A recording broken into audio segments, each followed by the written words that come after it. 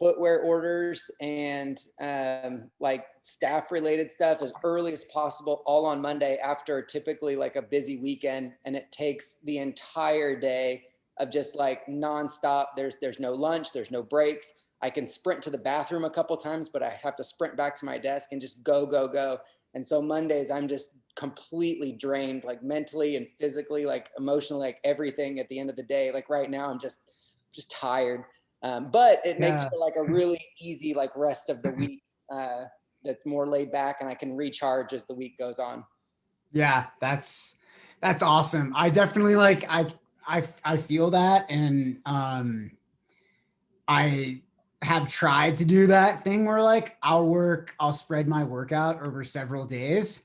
But then I end up just like not refreshed and way more burned out than if I just take a full day off. Or even honestly, for me, I need a lot more than one day off. So I try to push it as much as I can on the weekends, which is a real struggle that I have for boundary setting and for just taking personal time and all of that. That's been a big conversation that Zoe and I have constantly, about the frequency of check-ins with the way that our business works and making sure that we get feedback to athletes. It's like, how do we account for our own needs and personal time? And I can speak for myself. I won't speak for Zoe, but I definitely developed some very unhealthy habits over the pandemic of doing way too much, working too much. And we're only like at 8 months into taking a day off a week. Some athletes will remember when we checked in even on Saturdays, who have been with us for long enough. So constantly kind of evaluating that and seeing like how how is it like best for us to be available to people, and also to like take the rest that we need so that like when we're available with people, we're present and actually giving good quality coaching rather than just a few word responses in a training log and then moving on to another athlete. I think, well, anyways, if people have heard some of our talks before that we've given in other forums, we're really big on quality of feedback. And I think that's something that differentiates us from other coaching options out there. Being present, giving good support in the training logs, actually giving a written response that is based on what an athlete writes in their training log, things like that. And it does take, I think, a little bit more time than maybe some other coaches put in, or than experience I've had as a coached athlete. I definitely feel is different than the coaching that we give.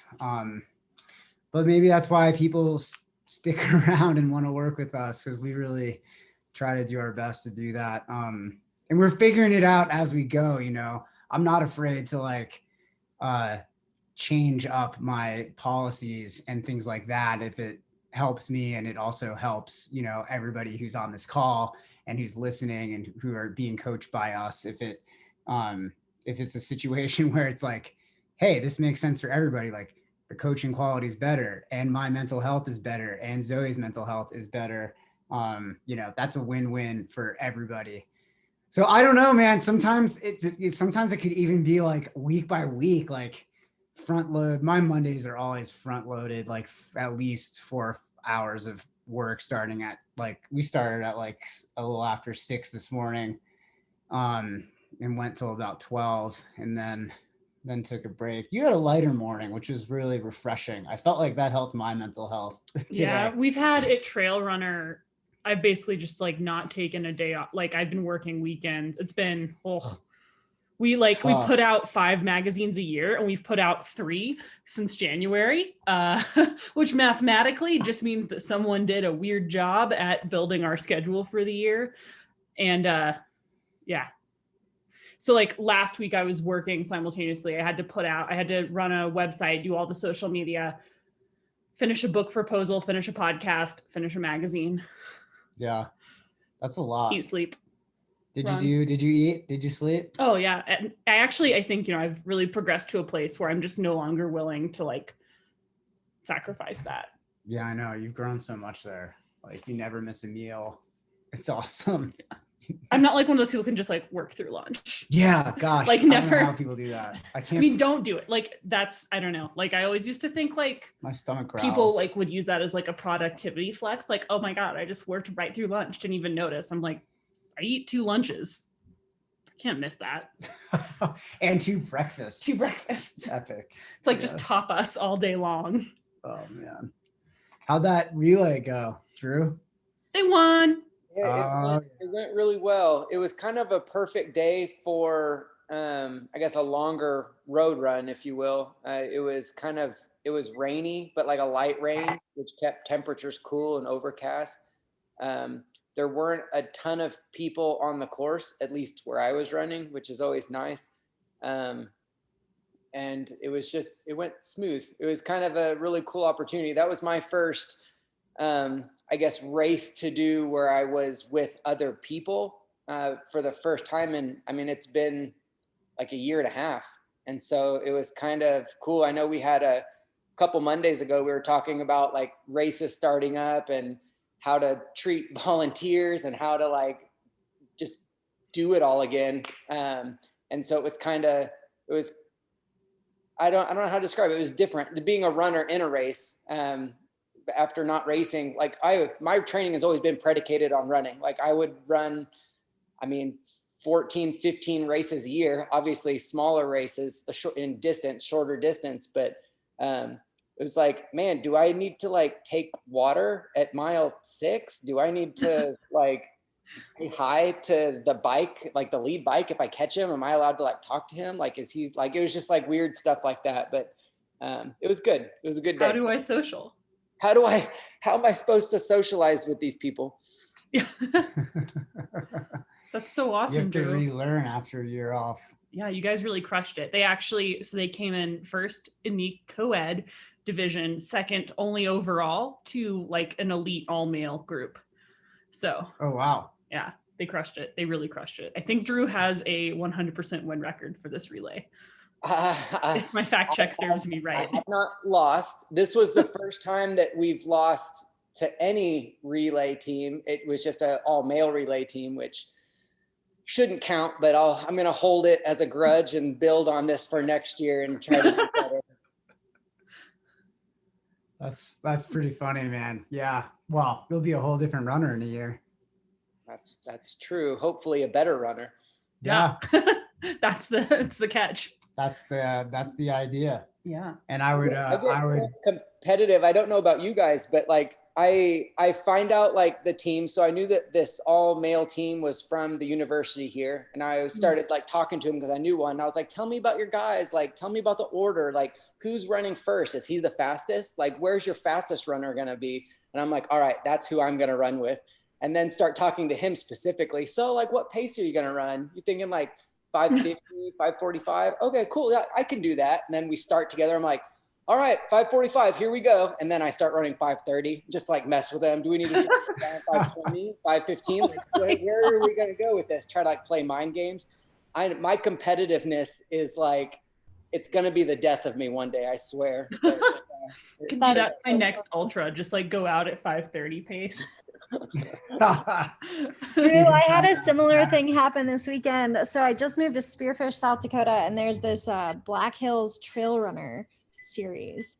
And I haven't been racing because I'm deficient in everything. And so I like promised David, my coach, that I wouldn't train, or I would train, but I wouldn't be racing. So my mileage has gone from like 60 miles a week to like 30. And so, there's this race series that popped up and it was 45 minutes away. And I was like, I'll just go and meet the community. It'll be fine. I'm way too competitive to just meet the community. So I was standing on the line yesterday morning and was like chatting with this guy, like, oh, have you done this course before? And it was only a 5K. And I haven't raced a 5K for so long. Oh, makes my stomach hurt just thinking about it. Yeah, it was a 5K on trail. So, and it was like pretty steep, whatever. There were a couple hills, but I was just like so thrilled to enjoy racing again, because a lot of times I just don't remember the last time I've been like, this is so much fun. Like, I want to keep going. But it was also one of those things where I was like playing it cool and I couldn't, I just couldn't do it. So it ended up being a lot faster than I thought it would be, but it was so fun. Yeah, awesome. I'm very like when I use races to train for other races, I don't ever do them as like focused efforts. I I taper and recover for everyone because there's just like no part of me mentally that like if I have a bib on is like, oh, it's okay. Like you're just out here to like eat well. Like a switch goes on in my brain and I'm like, seek and destroy, go. Like there's just no there's no in between. We're very different in that respect. Well, at least I know it, Yeah, totally. No, it's good. I have no like gray area competition. Again, know your strengths and weaknesses, accept yourself, for those things and know that like if you're going to go into a race and you're going to really be racing it, don't claim that you're going to be running an easy race to your coach, because that's a completely different training stress than if you're going to go run that distance at an easy effort and make it a training day. Yeah, definitely. I absolutely made that mistake yesterday and ended up doing like a longer cool down and just trying to like incorporate it into my run, but I still should have been more transparent with my coach. So live and learn. Yeah. Live and learn. I'm human, but don't do it in the future. Learn from my mistakes. Do as I say, not as I do. Yeah, it's hard.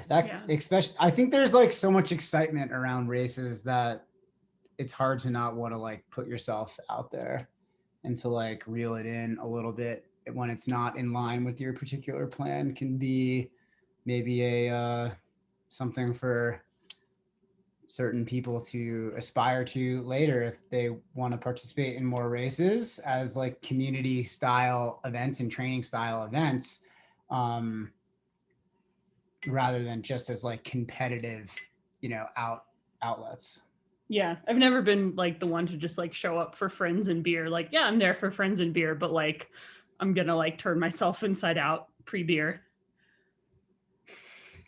What are y'all's thoughts on like impromptu races? I understand that like in the grand scheme of like training, like we have plans and schedules we follow, but every now and then like races will pop up, shorter race, say like 5K here, where it's like available for me to go run and it's not on my schedule and I can like push my long run to the next day and then just get in that quick 3.1 miles. Like what's like Day's thoughts on something like that? Yeah, I would say there's like in theory fine, with the caveat that like you need to not have a race coming up. It needs to fit perfectly within your training. You need to have like 0 injury risks. You need to historically not be the kind of person who just like shuffles things around infinitely. Like I think, there's a time and a place, and like I've definitely, for me, like my version of an impromptu race is like, oh no, I'm only going to spend 2 months training. Like it's so different for ultra, true. But like, I would say for like shorter, I'm a fan of people racing even ultra runners racing sub ultra races to get tuned up for longer ultras. I think, it just depends on what your ultimate, I think the way that you think about, I would say, yes, in theory, it's fine. But the question you should ask yourself is, how does this fit into my long-term goal? If, for instance, your long-term goal is to PR in a half marathon or marathon, then like, yeah, I think, doing like a long warm up and then going and trying to race a 5K almost as like a focused element of a long run could be really useful, right? Kind of like almost as like longer format speed work and then doing a cool down. But, I think for a lot of athletes, again, just like everything needs to be like with the long game in like at the forefront of your mind. Like we'll have a lot of people be like, oh, my friends are doing this, so I'm going to jump in. And I'm like, but your friends aren't training for like this 100K, like this is, and it's, I love people being with their friends. I love community, but you need to, again, like it depends on what your goals are. But I think if you're really trying to reach your potential, you need to be very discerning about basically like your fitness is coins, and you do not want to be, or like, it's like, you know, money, it's like a budget that you have, right? And you don't want to be writing checks that your body's not going to be able to cash later. And sometimes I feel like if you're just jumping into races all the time, you're kind of like, you know, spending those dollars a little, you know, you could be more discerning in your budget, in your budgeting. Yeah, that was a long answer, but Yeah. I feel like I'm a little more hesitant as a coach to let people race off the cuff. It really depends on experience level, first and foremost.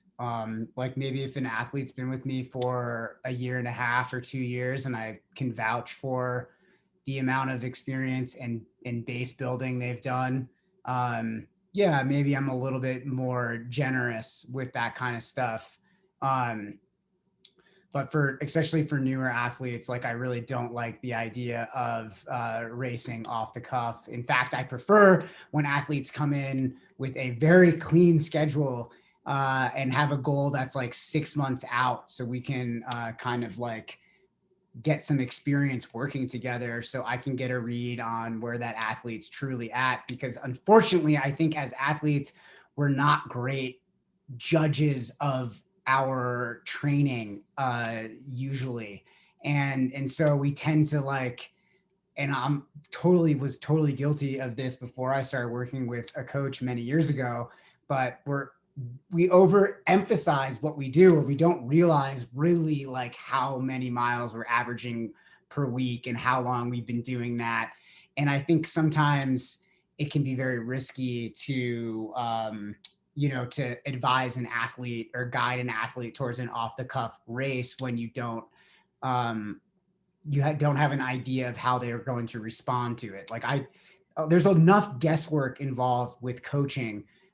There's, you know, not as a lot of science behind basically anything. There's not great studies on any of this stuff. I mean, there's some, you know, there's enough studies that are like strides are really good and hill work is really good over many years, and easy running is really good over many years. That's like the consensus of exercise science on building endurance.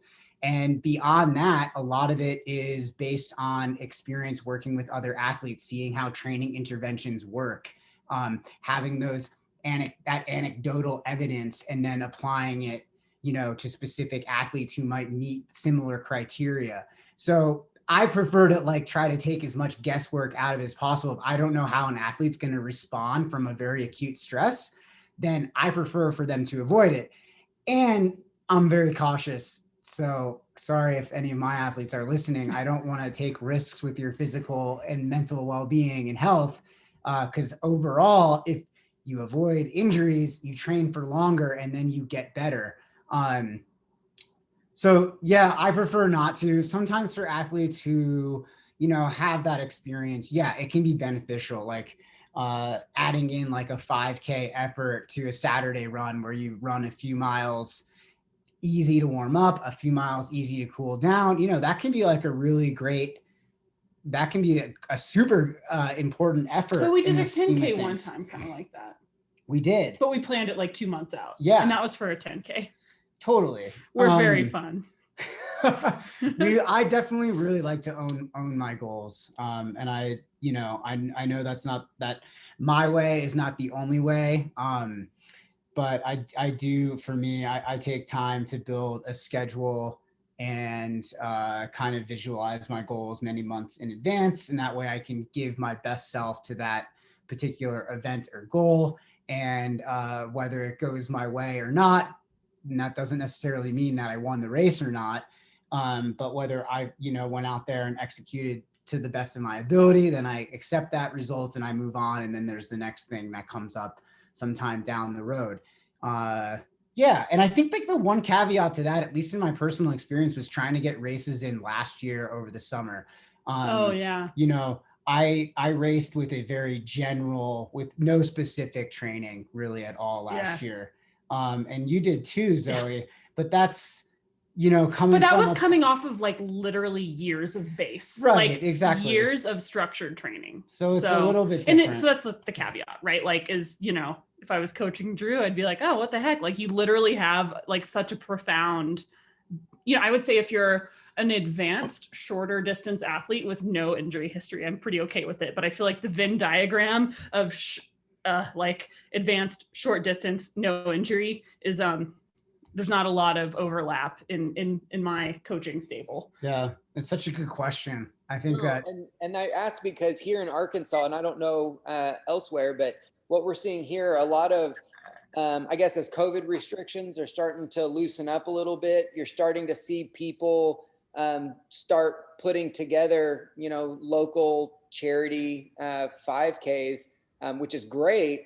But you're starting to see them do it really quickly. Be like, so like at the store, they ask me like, so we're putting on this race. We're wondering if you could donate some gift certificates for the winners. Like, yeah, when's your race? Like, well, about 40 days. It's like, whoa, wait a second. So as a sponsor, you could see how that's an issue, but also as a runner, if they haven't been advertising these races until like 30 days before, I would imagine that you're going to see small races pop up everywhere here in a fairly short period of time as regulations ease up slightly here in the US. Yeah, actually, we saw kind of a similar thing happen when the pandemic started last year, because everyone and their mom launched a virtual race, and a lot of athletes, as we were all kind of like questioning the meaning of life and like what we were doing, I had so many athletes that were like, I'm signing up for 14 virtual races. And it's like, whoa, like, why? How does this help our long-term goals? Also, like, that you can just run for free, right? Like, you can just do that. Like, no one's going to send you a t-shirt, but you can just run. So that was like kind of we had 2 months of just like a virtual, it's almost like this is such a nostalgic conversation, because I feel like for just 3 months, TJ and I were pulling our hair out over athletes signing up for every virtual race. Yeah. And some of them were just like real silly. A lot of off the cuff virtual racing. That was tough. Yeah. Oh man, tough for coaching, tough for athletes, tough for everybody. Well, fortunately, we're moving forward. There are going to be plenty of races in the next year. Virtual, plus. real. Yeah, I think this just... Yeah, exactly, Tom. Thank you. You saved me so much time in the logs. I appreciate you. This conversation kind of just reminds me of like, at least as a coach, like you have to try to meet every athlete where they're at. And so for a lot of people who work with Microcosm, it's as a coach, you have really trying to adopt like this beginner's mindset, and a lot of the concepts of, regarding think long-term, have this like mastery type approach to your training. Like a lot of those concepts when I first started training were non-existent to me intellectually, and certainly weren't things that I was putting into action.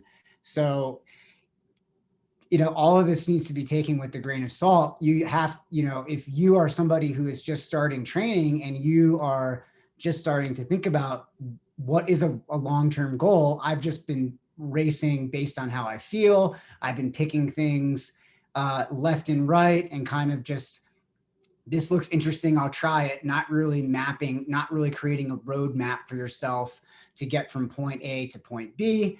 Know that is completely normal. I've done that. I'm sure Drew has done that. Kristen, Zoe, most people who, have become, really successful in ultra running, like the four of us on this call, you often start at a place like that, and then over a lot of time, refine your perspective. You take out things that are not working, you add in things that you believe are working. You start to schedule your races farther apart. You become more thoughtful in the races that you decide to do, because based on experience, you have a greater idea of the things that you like and you don't like, the kinds of adventures you prefer to do. And that, longevity, being, involved in this for like 10 years, all of a sudden you have all of that experience to draw from. So know if, you're in your first couple seasons of exploring, trail running or marathon running or ultras, that it is totally normal to be like, well, I just did this event, what's the next one? Or, like, there's this thing coming up, like, can't miss it, that kind of like FOMO mentality. I don't think FOMO is where good athletes go to die. Right. I mean, but you say that as like a really experienced with a very evolved perspective. And for me, and I think for other people, FOMO is like a really super real thing, or, you know, it was, you know, where there's like a big event coming up. Like I remember in like my first big season of ultra running, you know, my first choice of a ultra was a 50 miler off of like, you know, mostly ski mountaineering training and some runs. And then from there, I just was like, go up, up, up, run faster, faster, faster. And then, you know, 2 years later, I was injured. And so like, that's just the mentality I think a lot of people adopt at the beginning. And it's really important, you know, to talk with your coach, try to develop that roadmap. Try not to race off the cuff because you could be putting your health and your longevity at risk. But if you know, succumb to it a little bit, you get fired up on some community thing, no, like you have a coach to help you try to orient that into your plan when given enough time and with, you know, beneficial outcome from that. Like everything that you do should have a purpose most of the time, in order for it to be effective training. Anyways, that was kind of a bit of a long, answer or whatever to Drew's question, or just stuff that came to mind for me based on, you know, past experience in working with like literally hundreds of athletes at this point. Drew, I have a question for you. I know you did a couple races during the pandemic, but not, you know, nearly on the scale of what you would do in a normal season.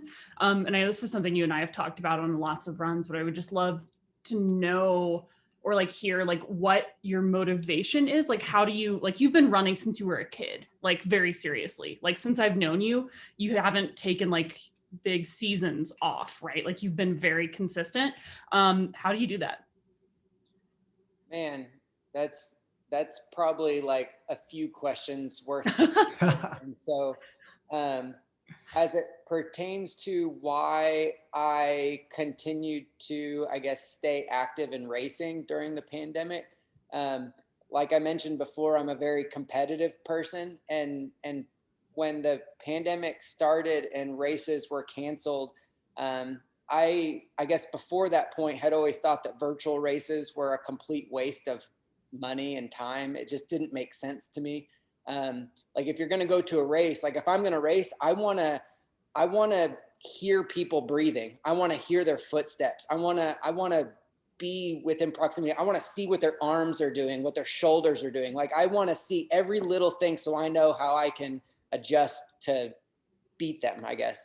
And so when people start talking about running virtually, it's like, well, it's just me. Like I'm not going to pay like $30 to get a t-shirt just to like go run my normal run. That didn't make sense. But eventually it got to the point where I was like, I need the Strava kudos. Like I need someone to tell me that I'm doing a good job, because training by yourself without anybody's feedback or anything like that, it gets tough. It gets boring. It's easy to get burnt out. And so that's why I started registering for virtual races, because it was a way for me to get my ego like patted, I guess. But I know that right now I've got some athletes in Canada, and Canada is kind of seeing a real spike in their COVID related stuff where they're even like considering lockdowns and whatnot. And I know that racing in Canada anyway is probably it's gonna be a while before people race. And so when virtual races do start popping up, and like you might consider, as silly as I honestly thought they used to be, you might consider doing something like that, at least to stay motivated and to show yourself that the work you're putting in is working. Sometimes you just need a test, you know, to be like, man, I've been working my ass off for 3 months. Like, what am I doing? It's like, oh, I ran this race. I ran super fast. That's what I'm doing. Now I can keep going for another 3 months knowing that this is working. So that's that. And I don't remember the other question you were. Like you've trained so consistently for so long, you know, and like, you know, you ran in college, and then you just kept running. Like, how did you stay, like, I mean, you manage a running store, so it would obviously, there'd probably like mentally, it would be really challenging for you to just be like, oh, screw it, I'm quitting running, and then like have to go to work every day and be around shoes. But I would love to know, like, I guess, yeah, just, I mean, that's like an insane level of consistency and motivation. Like what drives that? It's a few things. First and foremost, I, like a lot of people on this call and a lot of people that will watch this video, I love running. Like, I just love it. I love everything about it. I love the people. I love the way it makes me feel, the way it makes me look. It makes, I found my wife through running. It's like everything I do is all about running. To say that I haven't been burnt out before would be false. Like, of course, all of us deal with burnout one way or another. But it's how I've met my friends. It's how I've created my family. It's how I've met you two. It's been just so cool. And to stay motivated is like knowing that like I'm going to meet more friends. Like if I would have quit the store or quit running, I wouldn't have met Zoe. I wouldn't have met Kristen. I wouldn't have met TJ. And so like, who else am I going to meet down the road just with my career, so to speak, and running, with coaching, with running at the running stores or whatever. So it's just kind of like, I don't know. I love it. I don't know how else to describe it. It's a lot of fun. Why do any of us run? You know what I mean? Running isn't like easy. You don't go out for like a hard 10 mile and get done and be like, man, that was way better than eating and sleeping. No, like it's hard. It takes a lot of effort. It takes a lot of time. It takes a lot of time away from other things that we also love. But being dedicated, it's a good thing. It gets our endorphins going. Mm-hmm. Yeah, I mean, like I remember when I first started running, I was like, I feel like everyone who says they love this is just absolutely lying through their teeth. Like there's just no way. Like this is an awful thing to do. Oh man, the first couple months of being a brand new runner are the absolute hardest. Yeah. And I was like really insecure about my legs, and I would like only wear like flared yoga pants that were cotton, which is another amazing way to hate running in Arkansas particularly. And then like some really janky like Nikes that are like the kind you get off Amazon for like $50 that aren't like really made for running, like Shoe Carnival shoes. Rough times. Well, stuck with it. What you stick with something for long enough and totally changes who you are if you allow yourself to do that. I think one of the biggest things that I kind of get to see between the lines here is what you guys haven't mentioned is that, you've worked through a lot of challenges to get to where you are in your running careers, and you've worked through burnout, a lot of setbacks, yoga pants, injuries, chafing in humid temperatures in yoga pants. You've worked through a lot of that stuff, and the progress is it's not linear like within a year, but over the years it's very linear. With 1 year you get better than the next and the next, and whether that's physically or on the mental side or both, allowing yourself to do that, getting out of your own way.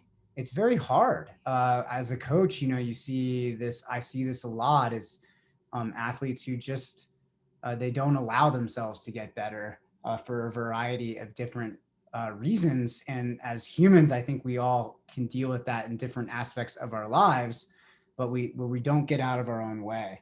Yeah, I think that's really interesting. That's something I see a lot with people, sometimes unconsciously or consciously, like kind of putting up barriers. Like we'll have people that like, instead of really committing to the running training, they'll like double down on like unproductive cross training or strength training, or they'll just like miss a ton of like they'll do things intentionally or not that just make it impossible for them to succeed. And I think sometimes people do that as a way of preventing themselves from being vulnerable in their training. Because like, to me, what being vulnerable in training means admitting like, I see where I'm at now and I want to be in a different place down the road. And I don't think you have to put like numbers on it or anything, but I think that like fundamentally the scary thing of training is admitting like, I want to be better than I am now. And that's a very hard thing for humans to do. And I think at some level, our brains really try to protect us from that because it's such a scary, vulnerable thing to admit. And so, we'll have people that just like, they'll either not pick any goals at all and they won't really strive for any kind of progress, or they'll pick excessively aggressive goals. And therefore they just like kind of put these roadblocks up in their own way that prevent them from like engaging in the process in a way that would actually help them get better. And that's something that I see that's really, really common. And it's kind of hard to put a specific name to, but it's just basically people presenting like just putting arbitrary roadblocks in their path because they're just afraid of like the scary process of being like, all right, let's do it. I'm all in. And being all in doesn't mean you like quit your job, try to go pro or whatever. Like, it doesn't mean, you know, what it means is just like trying to do your best for a little bit every day. And that's really hard and scary for people. And we see a lot of people put a lot of resistance up to that. Yeah, it's really interesting. I think to just kind of to give yourself up to wanting to like be better at something, and it has to come from deep inside you, that want. It can't be based in external validation and things like that. If that's the primary reason for any of this, often, you know, you don't make it past a couple goals, really, even if they're accomplished, because there's not enough. I think enough feedback back to the achieving kind of goals early on is one of the worst things that can happen for an athlete. Like, if you just like, oh, check, like did that, like if your heart's not really in it and you like are successful early, like too successful early on, or like successful in a way that feels disingenuous to your process, maybe, I think that's one of the most detrimental things for people to progress in a way that honors long-term growth, right? Like, because you can get so hooked on that idea. And I think this is like, maybe my athletic career suffered from this a little bit, particularly when I was living in Arkansas, as I had like some pretty big wins early on in my career. And I got really addicted to that feeling. And I didn't want to participate if I couldn't be the best. And to actually get good, you have to engage in the space where you're absolutely not the best. Like, you know, I moved from Arkansas to Boulder, and like the first group run I went on, like Kat Bradley was there, Hillary Allen was there, Claire Gallagher was there. And I was like, holy shit, like this is not Arkansas, you know, like I'm about to get dropped on a group run hard. And that was such a good growth moment for me. And I just think like, yeah, I think, you know, especially like if you have success early on, it just like kind of short circuits, like particularly if you have a brain like mine, where you just really want that feedback all the time. And to actually get good, you need to really divest from that specific feedback. Totally. Yeah, absolutely. And I think you need to just try to, I know a big thing is just giving into the uncertainty that lies in the work to be done. The work that's going to be coming ahead of you that you don't necessarily know. Will there be a point where my body breaks down? You know, will I fall short of my goals? Will I succeed in my goals? And the journey really, like from going to point A to point B, is what, you know, when you finally cross a big finish line that you've been working for, it's the journey that really makes that feeling when you cross the finish line actually like mean something or feel something. You know, if it was super easy, it wouldn't feel quite the same, right? So it's like the culmination of those cumulative moments that really matter. And so giving yourself up to that uncertainty in the process and knowing like, I'm training for something big. This may not happen. This might happen. You know, I just dealt with this over the last 12 weeks with an athlete on my team who is coming back from injury, and she completed 100K off of an injury on you know, pretty minimal volume and a lot of heart, and showing up every single day and working through a shit ton of setbacks to have a huge success and confronting a lot of uncertainty in the process. And it was a really beautiful thing to get to be involved with seeing that, because, you know, running is a very uncertain journey. We might really love it. We might relate to our goals very deeply. But when challenging ourselves and going after anything that's difficult, we have to give it up. We have to give up the need to control the variables that are out there that may derail us from being successful in that event. And that can be really hard, especially if, you know, we're very attached to that goal for the validation of completing that big thing. If we're making it into a benchmark of some sort, when really, you know, in my mind, one goal is just the impetus for another. It's just sets you up for something else. It's just another training day. We just call it a race. Right. Because like, you know, best case scenario, you get like couple dozen Instagram likes, couple kudos on Strava, your ultra sign up algorithm improves by 0.0008%, and then no one cares, and you go home and your family loves you the same amount and your friends love you the same amount, and no one at work even like understands what you're doing, but they're like, that sounds hard, great job. So like, you know, why not be vulnerable? You know, like exactly. If you're doing it for, you know, it's And I think the biggest thing is like, we'll see a lot of people put themselves out there to pursue goals just because they're big or epic or like play well on social media. And that's always one of the most dangerous things as well. Yeah. And I think Caitlin really raises a good point here about a tendency to have anxiety about goals, especially in the lead up to events, maybe second guessing yourself.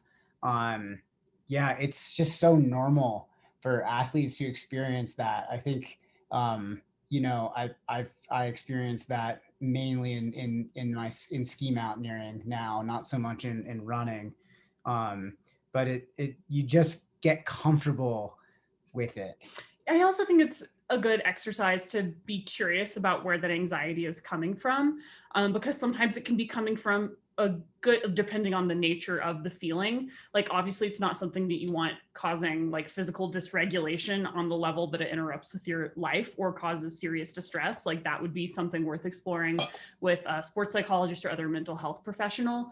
But if you don't feel like a little bit of a twinge or butterflies in your stomach going into something, I would question if your heart's really in it or if you're preventing yourself from being vulnerable, right? Right. Or like, if it's if you care, you're gonna feel something about it. Yeah, and or that's if okay. It's challenging enough. Yeah, I think sometimes like we get nervous about things that we really care about. We get nervous about things that we know are going to be challenging, and that kind of those feelings can provide a bit of a compass. Can help, you know, when you look at those fears, you know, like if something's scaring you, it's probably going to be worth going for. Yeah. And then, or you could be curious, like, is this coming from maybe a less productive place where I've put this goal on a pedestal because I'm only going to feel worthy or I'm only going to feel enough if I complete this goal or get this time or do this, that, and the other.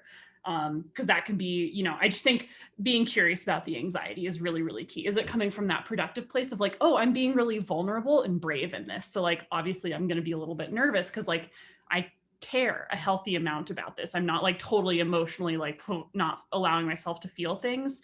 But if it's coming from that place of like, you're using this goal or event as a referendum on your worthiness as a human or athlete, that's not coming from a healthy place. And we need to examine relationship with movement, achievement, what that intersection looks like for the specific athlete. And like, because that will cause a lot of distress, right? Like if how you do in a race, which is something you just don't have control over, right? Like you can have the best training block of your life. Let's say, you know, storm rolls in, a dozen North Face pro athletes show up. Like that's not a great thing to have hitched your self-worth wagon to, right? Like that's a bad idea. Don't do that. So just be curious about where that anxiety is coming from. And if it is coming from that place of I am using this thing to validate my worthiness, that's also something worth being curious about and investigating. Yeah. And I think that it's important to, you know, be gentle with yourself during those investigative moments, those introspective moments. Don't allow, you know, over criticism of self or of those thoughts to kind of derail the, I think the very productive side of like looking at and thinking about root causes. Whatever the answer is, like be neutral with that, like be gentle. Like if the answer is, oh, you are vulnerable and you're being brave and you care, that's great. Like that doesn't, you know, mean you've solved the life, the universe, and everything. Or if it is coming from that place of like, oh man, I might be accidentally leaning on achievement a little bit too much to validate my worthiness. Don't be like, bad, Zoe, you're bad. Like you haven't read enough Brene Brown and like, you're just bad. Like that's not useful either. Be neutral and be curious and learn. Totally. And I think it's okay to confront some of those that inner dialogue a little bit and recognize if whether what you're saying is truthful or not. Especially in the moments where you're, you know, maybe over criticizing yourself as you just demonstrated. Drew, I'm curious, you know, as I would say out of the three of us, maybe you and Zoe, I don't know who's more competitive, you or Zoe, but you guys are ranking high on my list for super competitors. As like a super competitive person, going into like a big event, do you kind of experience a little bit of just anxiety around like whether you're going to be able to compete? And if yes, you know, what do you do to deal with that? And if no, what have you done what kind of work have you done to get over kind of some of that anxiety around performance? I love this question. So I've been racing for I mean, it's been 22 years of like trying to run to win kind of thing. And I mean, I tell you, still to this day, like my stomach like churns and I get so nervous when I'm like watching the Olympics on TV and I hear a gun go off at the start line. Like it's ingrained. And so that nervousness doesn't mean anything to me other than it's just there. It's something that's like a normal part of running and racing, part of the experience. And so being nervous before race isn't a bad thing. It's just a thing. When I go to an event and I see the North Face team pull up and I'm like, oh man, I'm about to get my butt. What are they doing in Arkansas? Oh God. Yeah, I don't know. You shouldn't be here.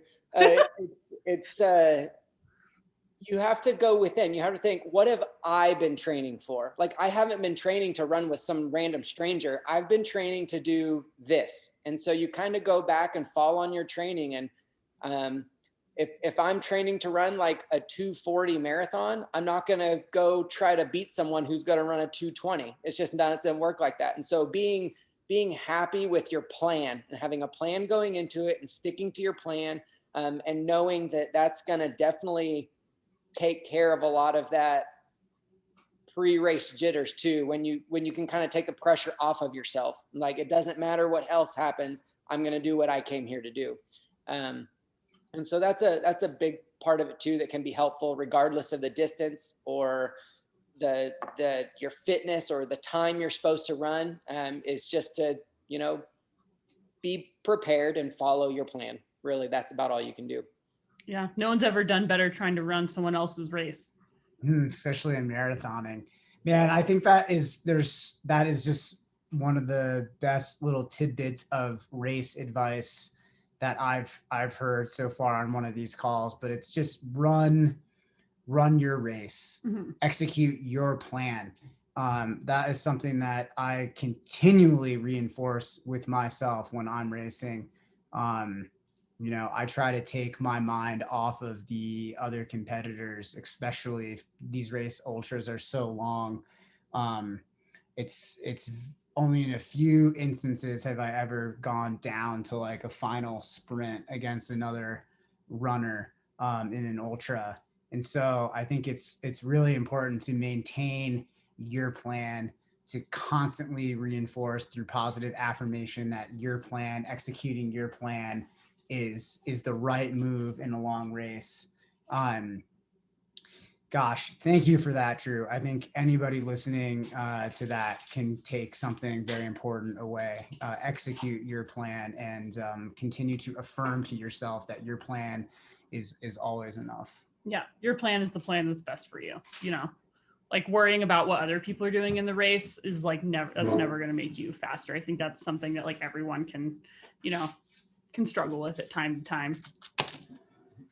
Sorry, the dog was eating. Boy was trying to eat a granola bar. She finds everything. She ripped a hole in my sweater. She ruined my mustache running club hat. It's been. She really likes eating the brims of hats. It's very upsetting. Yeah. Well, cool. It's nice to see where these off the cuff conversations go. Yeah, we've been planning on talking about running with your partner, but we'll save that for another time. That was my one note for today's run. And we crushed it. We didn't get to it, but we can talk about that in a few weeks when you come back from your trip to Portland. Woohoo. Yeah. Well, cool, guys. I don't know if anything came to mind for you guys or if any questions might have come up while listening to us talk. I just want to try to briefly recap that, but I think we kind of talked about racing, which we talked about a bit, but the community aspect of that kind of transitioned into off the cuff races that weren't on your schedule. And then we kind of gotten into some of the psychology behind the anxiety behind not just training and being vulnerable with your training and getting out of your own way when it comes to training, to become more process oriented, more long-term focused and thinking about making your decisions as an athlete But also, you know, that really transitioned into a lot of like race specific talk at the end with Caitlin's question, which was really good. Yeah, thanks guys. I really appreciate you all coming on and listening to us ramble. If something came to mind for you, please send us an email. You can write us on Facebook, but email would be better. And if you've got a specific question related to anything today, we'd love to incorporate it into a rapid fire Friday. That way, more people can benefit from those answers. Yeah. Awesome. Yeah. All right. Well, everybody have a good night. We'll call it. We're going to go to the dog park. Woo, That dog way, park time. so we can stop eating my clothing. Have a good night.